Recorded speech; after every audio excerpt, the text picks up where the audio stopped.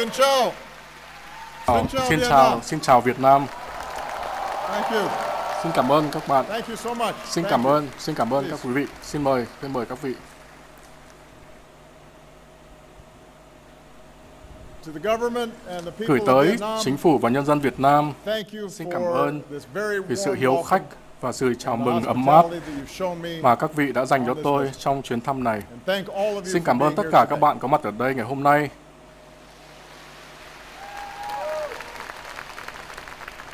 We have Vietnamese from Những người Việt across Nam this đến great từ country, khắp đất nước including so many young tuyệt vời của các people bạn, bao gồm cả rất nhiều người trẻ tuổi, dynamism, đại diện talent, cho động năng, tài năng và hy vọng của Việt Nam.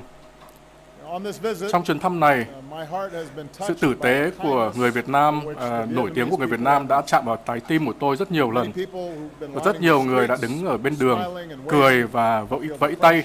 Tôi cảm thấy cái tình cảm giữa hai dân tộc. Last night I visited the Đêm old qua thì tôi quarter đã here in vào Hanoi. thăm khu phố cổ Hà Nội và ăn Outstanding vài Vietnamese food. đồ ăn rất là Tried ngon some của bún Việt Nam. chả. Tôi ăn thử bún chả, Drank some và uống vài Bia chai Hà Nội. bia Hà Nội. But I have to Nhưng mà say, tôi the phải nói busy thế này, streets những cái of con this đường city, I've phố mà never seen so đông many của thành phố này, motorbikes in my life. trong đời tôi chưa từng nhìn thấy nhiều xe máy như thế. So Như vậy thì I haven't hy had vọng to try là to cross chưa the chưa street thử là qua đường đâu. so far, but Nhưng mà maybe when I có come lẽ là back and visit. khi mà tôi quay trở lại You can để tell me thăm how. thì các bạn có thể cho tôi biết cách để qua đường thế nào. I am not the first Tôi không phải American là tổng president thống Hoa to Kỳ come đầu tiên to đến Vietnam in Việt recent Nam times. trong những năm gần đây, But I am nhưng the mà first, tôi là người đầu tiên, like so many of như you, nhiều người trong số các bạn, who came of age đã trưởng after thành the sau war khi between mà our chiến tranh countries. giữa hai nước chúng ta đã kết thúc. When the last Khi những lực US lượng quân forces sự của left, Hoa Kỳ rời khỏi Việt Vietnam, Nam thì lúc đó I tôi was just 13 years mới old. chỉ có 13 tuổi. So my first Thế exposure những cái to sự mà Vietnam lần đầu and tiên tôi tiếp xúc Vietnamese với người people Việt Nam là came những người when I was growing up in đến Hawaii, khi tôi lớn lên ở Hawaii, with its proud khi mà Vietnamese họ American đưa community những there. người cộng đồng người Mỹ gốc Việt ở At the đó. same time, Và cùng many lúc people thì in Việt this Nam country là are cũng có nhiều much người younger thanh than niên, me. là có nhiều người còn trẻ hơn tôi nhiều. Like my two daughters, Giống như hai con gái của many of tôi, you rất nhiều have những lived người your trong whole các quý lives vị knowing đã only sống one cả thing, đời and chỉ that biết is được có mỗi một peace điều: and normalized hòa bình relations và cái quan hệ bình thường Vietnam and the United giữa States. Việt Nam và Hoa Kỳ. So I come Và vì here thế hôm nay tôi đến mindful đây of the past, ý thức được về quá khứ mindful of nhưng our tập trung difficult vào history, tương but lai, focused on the future. The sự prosperity, thịnh vượng, security, an ninh and human dignity và that we nhân can phẩm advance mà together. chúng ta có thể thúc đẩy cùng nhau. I also come Tôi here cũng with a đến deep đây respect với niềm for trân trọng Vietnam's sâu sắc cho ancient heritage. quá khứ lịch sử huy hoàng của Việt Nam. For millennia, Hàng ngàn năm farmers nay have tended thì những người these nông lands. dân thì đã trồng cấy ở những mảnh đất History này. revealed in Một cái the lịch sử mà được Dongshun chỉ drum. ra trong những trống đồng Đông Sơn. At this bend in the river, Ở chính cái Hanoi khúc ngoặt của dòng has sông này endured thì Hà Nội for đã more đứng than vững ở 1,000 đây hàng ngàn năm, hơn 1.000 năm. The world came Thế to giới treasure thì Vietnamese coi silks trọng and paintings. lụa và các bức tranh The họa great của Việt temple Nam, of literature và stands nơi as mà a văn miếu testament huy to hoàng your đứng pursuit of làm bằng knowledge. chứng cho cái sự truy tầm kiến thức của đất nước các bạn. Yet over the centuries, Tuy your nhiên, fate was trong too nhiều often thế kỷ thì dictated số by mệnh của others. các bạn không phải lúc nào là thường là bị người khác quyết định. Cái đất nước thân thương của các bạn không phải lúc nào cũng là của các bạn, nhưng giống như một cây tre thì cái tinh thần không thể bị đập vỡ, bẻ gãy của các bạn. Do chính Lý Thường Kiệt đã ghi lại, như Lý Thường Kiệt đã ghi lại, là sông núi nước Nam vua Nam ở, rõ ràng rành đã định tại sách trời. Ngày hôm nay, chúng tôi cũng ghi nhớ cái lịch sử dài hơn giữa Việt Nam, những người Việt và người Mỹ mà thường là bị bỏ quên. Hơn 200 năm trước, khi một trong những vị quốc phụ của chúng tôi là Thomas Jefferson tìm kiếm giống gạo cho trang trại của ông, thì ông đã tìm đến Việt Nam và ông nói rằng là có cái viên trắng nhất và ngon nhất và là năng suất cao nhất. Không lâu sau đó thì các thương thuyền của Mỹ đã đến các cảng của nước các bạn để buôn bán. Trong Thế chiến II thì người Mỹ đã đến đây để hỗ trợ cái cuộc kháng chiến của các bạn chống lại các thế lực chiếm đóng. Khi các phi công Hoa Kỳ bị bắn rơi thì những người Việt Nam đã giúp cứu trợ họ. Vào cái ngày mà Việt Nam tuyên bố sự độc lập, những đám đông đã xuống đường trong thành phố này và Chủ tịch Hồ Chí Minh đã nhắc đến tuyên ngôn độc lập của Hoa Kỳ. Vị Chủ tịch đã nói tất cả mọi người sinh ra đều bình đẳng. Tạo hóa đã trao cho họ những quyền không thể phủ nhận được. Những quyền đó là quyền được sống, được tự do và quyền được truy tầm hạnh phúc, được theo đuổi hạnh phúc. Nếu vào một thời điểm khác thì cái việc bày tỏ những cái ý tưởng chung này và cái câu chuyện chung của chúng ta về việc đuổi những cái giới và bọn thực dân đi thì có lẽ là chúng ta đã đưa gần nhau. Nhưng không may là thời đó là cái sự cạnh tranh của thời chiến tranh lạnh cũng như sợ hãi chủ nghĩa cộng sản đã đưa chúng ta vào một cuộc tương tàn. Cũng giống như nhiều nước khác ở trong lịch sử loài người, chúng ta nhận thức được cái sự thật đau đớn rằng là chiến tranh, dù là ý tưởng là có cao thượng đến đâu, thì cũng mang đến sự đau đớn và bi kịch. Ở cái trên nghĩa trang liệt sĩ của các vị ở cách đây không xa, cũng cái bàn thờ của các gia đình ở khắp đất nước này, các vị ghi nhớ hơn 3 triệu người Việt Nam, cả những người lính cũng như người thường dân ở cả hai bên đã mất mạng. Tại đài tưởng niệm của chúng tôi ở Washington, người ta có thể chạm vào tên của 58.307 người Mỹ đã không bao giờ trở về nhà. Ở cả hai nước chúng ta, những người cựu chiến binh và gia đình của những người liệt sĩ vẫn còn cảm thấy đau đớn vì bạn bè và người thân thương của họ đã mất. Và như là chúng tôi đã học được ở Mỹ, thì rằng ngay cả khi chúng ta bất đồng với nhau về một cuộc chiến tranh thì chúng ta vẫn cần phải vinh danh những người đã phụng sự. Chúng ta hôm nay có thể đến cùng với nhau, người Việt và người Mỹ, để thừa nhận những sự hy sinh sâu sắc của những người đã mất mạng vì bảo vệ đất nước của họ. Gần đây, trong 2 thập kỷ gần đây, thì Việt Nam đã đạt được những tiến bộ to lớn. Và hôm nay, thế giới cũng nhìn thấy những cái bước đi mà bạn đã đạt được. Với sự cải cách về kinh tế và các hiệp định thương mại bao gồm cả hiệp định thương mại với Hoa Kỳ, Việt Nam đã đi vào nền kinh tế toàn cầu, bán được nhiều hàng hóa hơn ở khắp thế giới. Có nhiều đầu tư nước ngoài đang đến, và với một trong những nền kinh tế phát triển mạnh nhất ở châu Á thì Việt Nam đã trở thành một nước có thu nhập trung bình. Chúng ta nhìn thấy tiến bộ của Việt Nam trong các tòa nhà cao tầng và nhà chọc trời ở Hà Nội và Thành phố Hồ Chí Minh và những khu đô thị mới cũng như là khu thương mại. Chúng ta nhìn thấy trong vệ tinh mà Việt Nam phóng vào vũ trụ, và một thế hệ con người mới đã lên mạng khởi nghiệp các công ty start-up và bắt đầu những doanh nghiệp. Chúng ta nhìn thấy ở hàng chục triệu người Việt Nam kết nối với nhau qua Facebook và Instagram. Và các bạn không chỉ là post trên đó selfie, mà tôi nghe rằng là thực ra tôi thấy các bạn cũng gửi nhiều ảnh selfie lên lắm. Hôm qua có rất nhiều người hỏi là xin được selfie với tôi. Và các bạn cũng nâng cái giọng của các bạn vì những sự nghiệp mà các bạn quan tâm. Ví dụ như là cứu những cây của Hà Nội. Tất cả những sự động năng này thì đã mang đến tiến bộ thực chất ở Việt Nam. Ở Việt Nam này chúng ta đã giảm sự nghèo, cực nghèo và đưa cái một cái tầng lớp trung lưu phát triển nhanh, và sự đói nghèo, bệnh và tỷ lệ tử vong của mẹ và trẻ con đều đã giảm xuống. Con số những người mà có tiếp cận đến nước sạch và điện, những cái số của các em trai và em gái, chú ý là các em gái đến trường, thì cái tỷ lệ người biết chữ thì đều lên cao.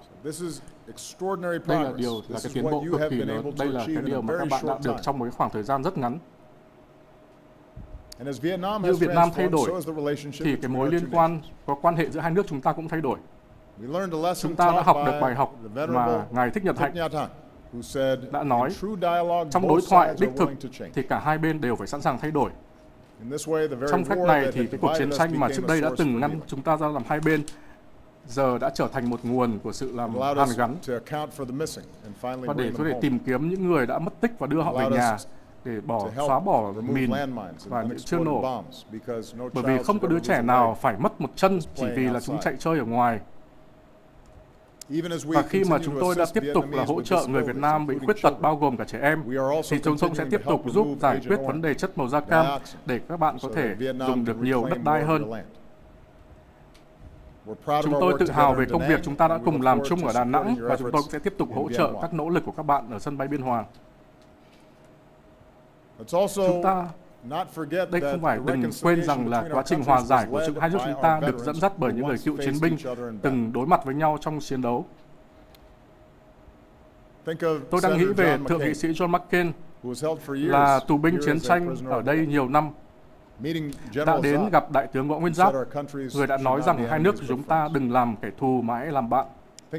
Tôi nghĩ về tất cả những cựu chiến binh người Mỹ và người Việt đã cùng dỗ chúng ta để hàn gắn và xây dựng những mối quan hệ mới về hợp tác, và ít người có đã làm được nhiều công hơn trong về lĩnh vực này hơn người Trung úy Hải quân và bây giờ là Bộ trưởng Ngoại giao John Kerry.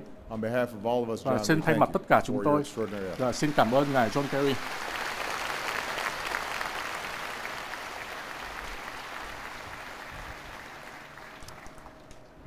Chính bởi những người cựu chiến binh của chúng ta cho chúng ta nhìn thấy cái đường đi, thì người dân của chúng ta thì là đây là theo đuổi hòa bình.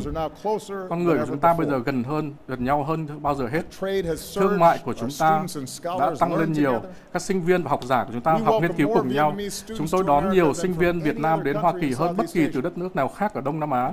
Và hàng năm thì chúng tôi các vị chào đón nhiều khách du lịch Mỹ nhiều hơn, bao gồm cả những người khách du lịch mà đến đây đi ba lô bụi đến đây để đến thăm các phố quỷ 36 phố cổ của Hà Nội, các cửa hàng ở Hội An hay là cố đô Huế. Như Vietnamese và người Việt và người Mỹ, chúng ta đều có thể là nói về những cái lời bài hát của Như Văn Cao đã viết. Từ đây chúng ta biết quê người, từ đây người biết thương người, từ đây người biết quê người, từ đây người biết thương người. Với vai trò là Tổng thống thì tôi xây dựng lên trên sự tiến bộ này. Với quan hệ đối tác toàn diện của chúng ta, hai nước chúng ta đang làm việc cùng với nhau hơn bất kỳ lúc nào khác. Cùng với chuyến thăm này, chúng tôi đưa quan hệ của chúng ta lên nền tảng vững chắc hơn nữa cho nhiều thập kỷ tới. Theo một cách nhất định, thì cái câu chuyện dài giữa hai đất nước chúng ta bắt đầu từ với Thomas Jefferson thì bây giờ đã trở đi một vòng tròn. Đã mất rất nhiều năm và nhiều nỗ lực. Nhưng bây giờ chúng ta có thể nói rằng một điều mà từ trước đây không bao giờ có thể tưởng tượng được là ngày hôm nay Việt Nam và Hoa Kỳ là các đối tác, là bạn bè đối tác. Tôi tin tưởng rằng kinh nghiệm của chúng ta là bài học cho cả thế giới. Vào một thời điểm mà khi mà rất nhiều cuộc xung đột có vẻ như không thể nào giải quyết được, không thể nào kết thúc, thì chúng tôi đã chỉ ra rằng là trái tim có thể thay đổi và một cái tương lai khác có thể là thành hiện thực nếu như chúng ta từ chối trở thành tù nhân của quá khứ. Rằng là hòa bình thì tốt hơn chiến tranh. Và sự tiến bộ và nhân phẩm của con người cần được đẩy tiến lên bằng sự hợp tác chứ không phải là xung đột. Đây là điều mà Việt Nam và Hoa Kỳ đã chỉ ra cho thế giới thấy. Một quan hệ đối tác với Việt Nam mới của Hoa Kỳ được đóng góp ở trên một vài sự đơn giản. Căn bản, Việt Nam là một quốc gia độc lập có chủ quyền và không một đất nước nào khác có thể áp đặt ý chí lên các vị hoặc là quyết định cái số mệnh của các vị.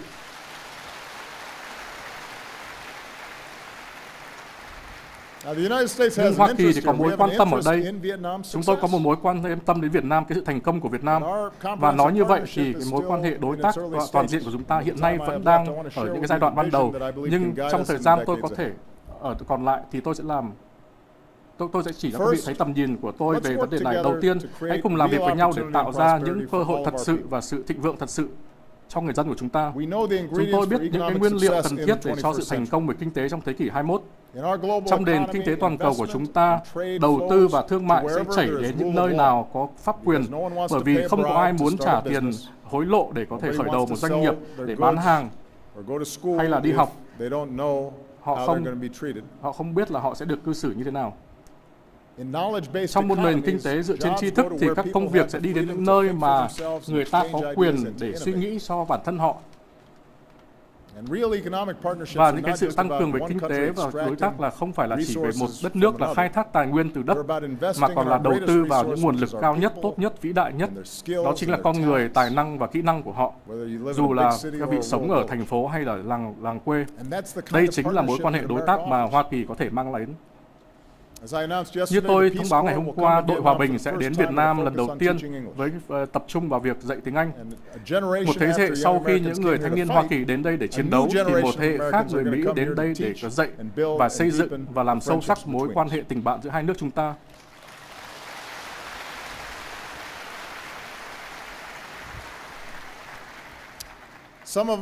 Một số các công ty, công nghệ hàng đầu và đại học hàng đầu của Hoa Kỳ đã đến để tham gia với các đại học Việt Nam để tăng cường việc đào tạo về kỹ thuật, toán, cái công nghệ và y tế.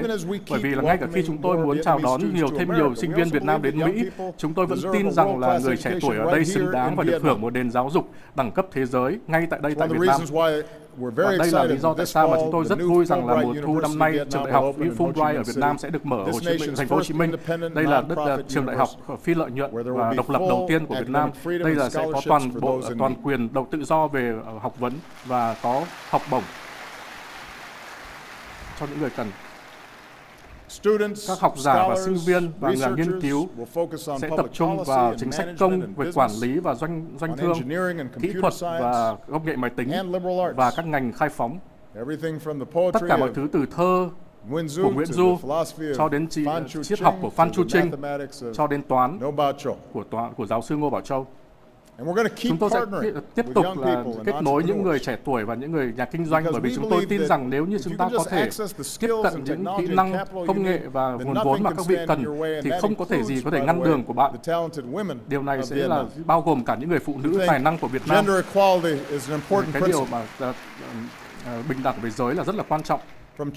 Từ các hai bà Trưng cho đến ngày hôm nay, những người phụ nữ tự tin, mạnh khỏe, mạnh mẽ ở Việt Nam thì đã đưa Việt Nam tiến lên phía trước. Bằng chứng rất là rõ ràng ở quanh thế giới thì gia đình, cộng đồng và các nước thì trở nên thịnh vượng hơn khi mà những người phụ nữ trẻ và người phụ nữ của họ có một cơ hội công bằng để thành công ở trường học, nơi làm việc và trong chính phủ. Điều này đúng ở tất cả mọi nơi và cũng đúng ở Việt Nam.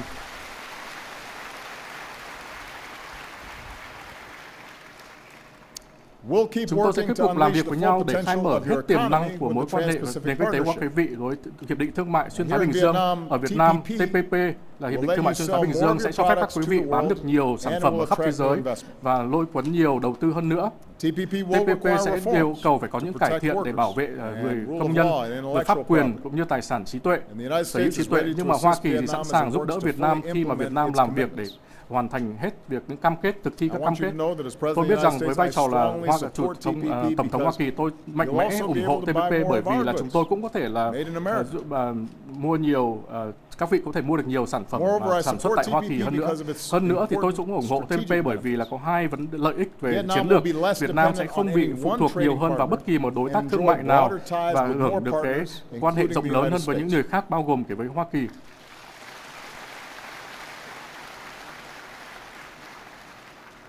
TPP cũng sẽ tăng cường hợp tác vùng. Nó cũng sẽ giúp giải quyết vấn đề bất bình đẳng về kinh tế và thuế cao, nhân quyền, với lương cao hơn, với điều kiện làm việc an toàn hơn. Và lần đầu tiên ở đây ở Việt Nam thì sẽ có quyền để thành lập công đoàn lao động độc lập và việc ngăn cấm việc lao động cưỡng bức hay lao động trẻ em. Và đây là TPP cũng có những sự bảo vệ môi trường mạnh mẽ nhất và chống tham nhũng mạnh mẽ nhất với bất kỳ một hiệp định thương mại nào trong lịch sử. Đây chính là cái tương lai mà TPP mang đến và cái chúng ta cần về lợi ích của Việt Nam cho tất cả những nước mà cùng ký kết. Tất cả đều phải tuân thủ theo những quy luật mà chúng ta đã cùng lập nên. Đây chính là cái tương lai mà cho tất cả mọi người chúng ta đều có, và tất cả chúng ta để cùng làm vì sự thịnh vượng chung của chúng ta và sự an ninh của chúng ta.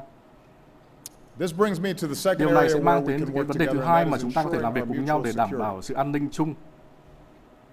Trong chuyến thăm này, chúng tôi cũng đã đồng ý để nâng cao sự hợp tác an ninh và xây dựng thêm nhiều sự tin cậy giữa những người. Chúng tôi sẽ tăng cường thiết bị cho cảnh sát biển của Việt Nam, tăng cường năng lực hàng hải. Chúng tôi cũng sẽ tiếp tục hỗ trợ trợ giúp nhân đạo trong cái thời gian mà có hiểm họa thiên tai. Hôm qua tôi đã tuyên bố là bỏ hoàn toàn lệnh cấm bán vũ khí sát thương của Việt Nam. Việt Nam sẽ có thể tiếp cận đến những trang bị về kỹ thuật và quân sự mà nó cần thiết để đảm bảo an toàn và an ninh của Hoa Kỳ sẽ chứng tỏ cái cam kết của chúng tôi là bình thường hóa trọn vẹn quan hệ với Việt Nam.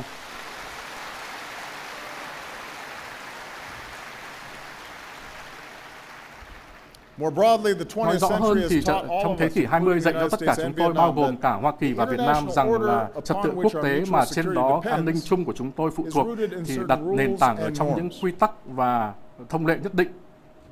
Các quốc gia là những quốc gia có chủ quyền, và dù là to hay nhỏ đến bao nhiêu, lớn hay bé đến bao nhiêu thì cái chủ quyền cũng phải được tôn trọng và lãnh thổ của nó không bao giờ được vi phạm. Các nước lớn không được phép bắt nạt những nước nhỏ. Các cái tranh chấp cần phải được giải quyết một cách hòa bình. Và các cơ chế vùng, ví dụ như ASEAN hay Thượng đỉnh Đông Á, cần phải tiếp tục được tăng cường. Và đây chính là tôi tin, và đây là điều mà Hoa Kỳ tin. Đây là cái quan hệ đối tác mà Hoa Kỳ mang đến. Và tôi trông mong được phát triển cùng một cái tinh thần này trong việc hợp tác và hòa giải khi mà tôi trở thành Tổng thống Mỹ đầu tiên đến thăm Lào năm nay. Ở biển Nam Trung Hoa thì Hoa Kỳ không phải là một trong những bên tuyên bố chủ quyền trong những cái tranh chấp hiện nay, nhưng chúng tôi cũng sẽ đứng cùng với các đối tác của chúng tôi trong việc đề cao những nguyên tắc căn bản là quyền tự do hàng lưu thông và tự do bay, và cái thương mại không được bị ngăn cản, và mọi tranh chấp cần phải được giải quyết qua hòa bình. Và khi chúng ta cùng tiến lên với nhau thì Hoa Kỳ sẽ tiếp tục bay máy bay và chạy tàu và hoạt động bất kỳ khi nào các luật cho phép, và chúng tôi hỗ trợ quyền của tất cả các nước được làm cùng như vậy.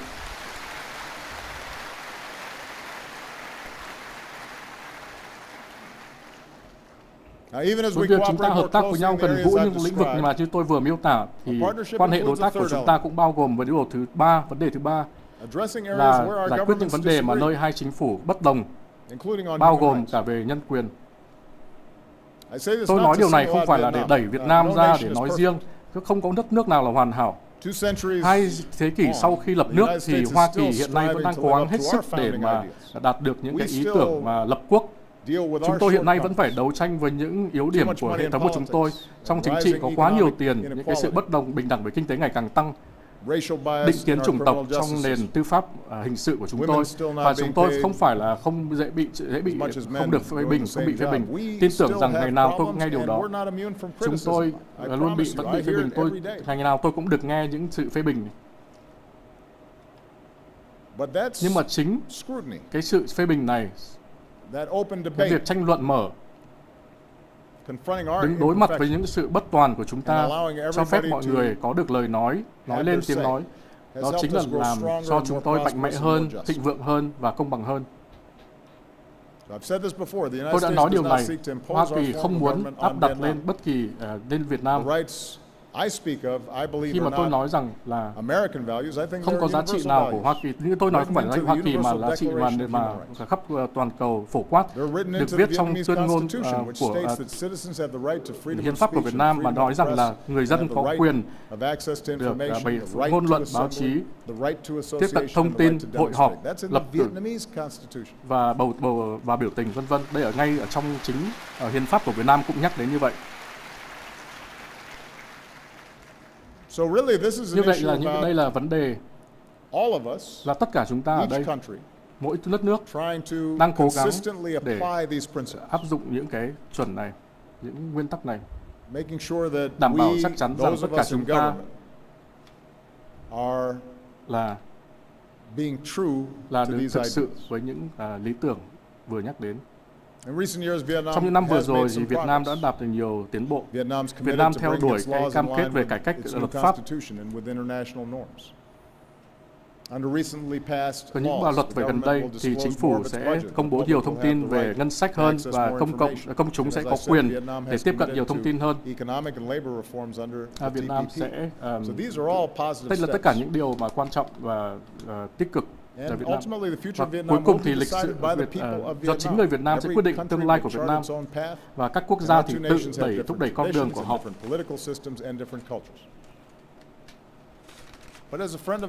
Nhưng mà là với người Việt Nam, tôi xin phép được chia sẻ với các bạn cái điều mà tôi tin. Tôi tin rằng là các nước sẽ thành công hơn nếu có quyền bày tỏ. Khi mà có quyền tự do bày tỏ và tự do ngôn luận, và mọi người có thể tự chia sẻ ý tưởng và tự tiếp cận mạng Internet và các mạng xã hội, thì điều này sẽ tăng cường các nền kinh tế và cái sự phát minh mà nền kinh tế cần để phát triển. Đây là Facebook đã bắt đầu như thế. Đây là cách mà một vài những công ty lớn nhất mà đã bắt đầu khởi đầu. Bởi vì là ai đó đã có một ý tưởng mới mà đã khác mà có thể chia sẻ. Khi mà có quyền tự do về báo chí, khi mà các nhà báo và những người viết blog có thể soi dọi một ánh sáng vào sự bất công hay lạm dụng ở trong xã hội, điều này sẽ làm cho các quan chức cảm thấy bị quy trách và xây dựng cái tự tin với công chúng.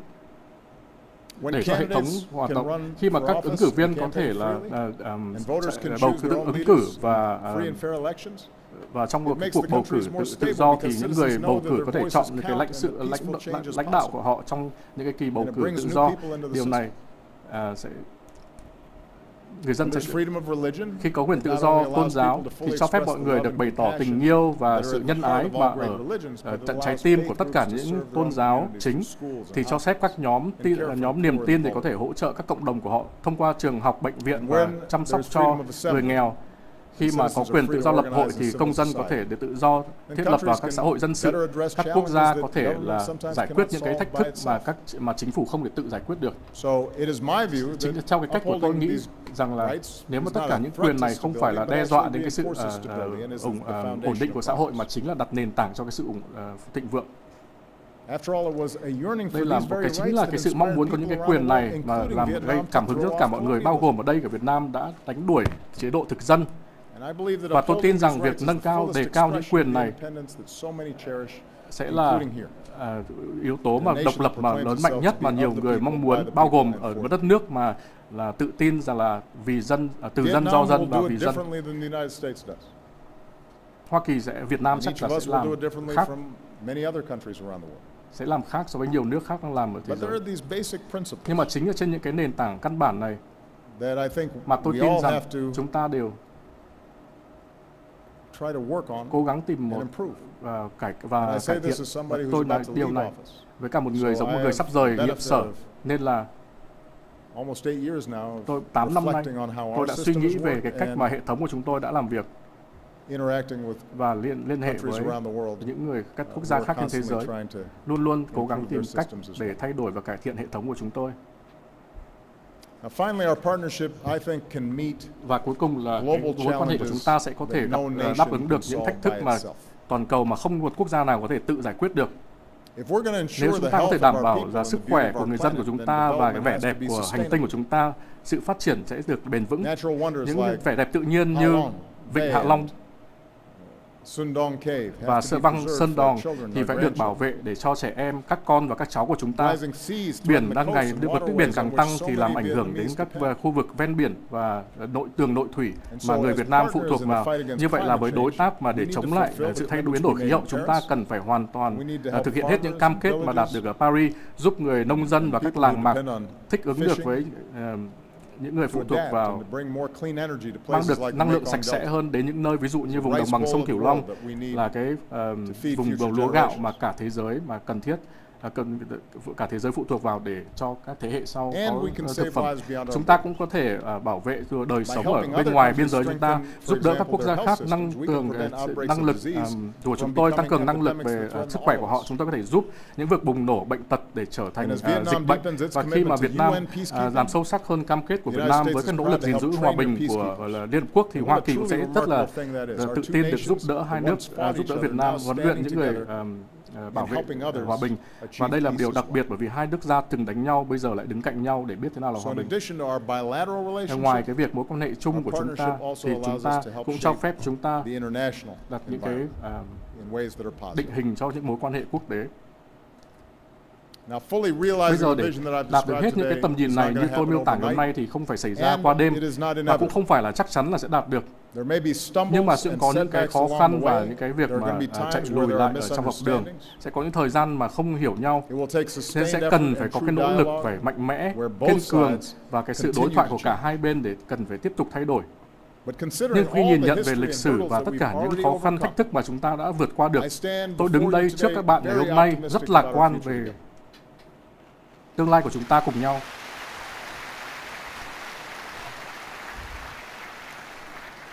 Và sự tự tin của tôi được đặt nền móng như luôn luôn là ở trong nền tảng bạn bè và những cái sự cảm hứng chia sẻ với các nhân dân các nước. Tôi nghĩ về tất cả những người Việt Nam và Hoa Kỳ đã cùng đi vượt biển. Một vài người gặp gia đình lần đầu tiên trong nhiều thế hệ. Và những người nhà mà giống như Trịnh Công Sơn đã viết về bài, họ đã nối vòng tay lớn, mở trái tim của họ ra và để nhìn thấy cái tính nhân đạo ở bản chất của con người ở trong trái tim.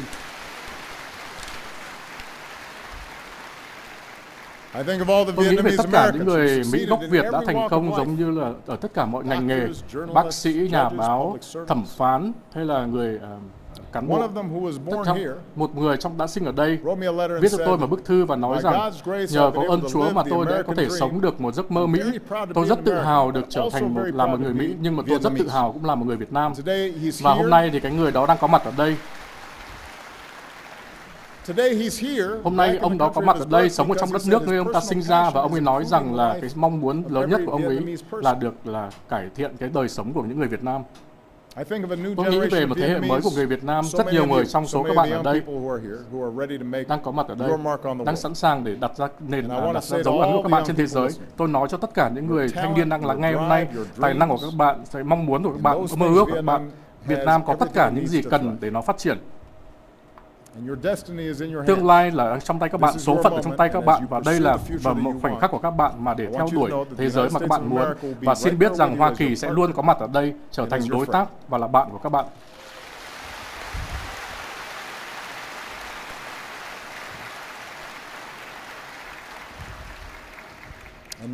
Và nhiều năm sau đây, khi mà người Mỹ và người Việt Nam đang đi học tập cùng nhau, cùng sáng chế phát minh và làm doanh nghiệp với nhau, đứng cùng với nhau trong vấn đề về an ninh, bảo vệ cho nhân phẩm và nhân quyền, bảo vệ xã hội. Tôi nghĩ rằng tôi mong các bạn nhớ lại cái khoảnh khắc này. Tôi đứng ở đây với các bạn và tôi đưa các bạn xem ngày hôm nay. Như tôi nói, như Nguyễn Du đã nói, từ chuyện Kiều, rằng 100 năm nữa từ đây, của tin gọi một chút này là ghi. Kamun Chakban, thank you very much. Thank you, Vietnam. Thank you. Beautiful Vietnam, beautiful Vietnam, always in my heart. Beautiful Vietnam, beautiful Vietnam, beautiful Vietnam luôn trong tim mỗi người.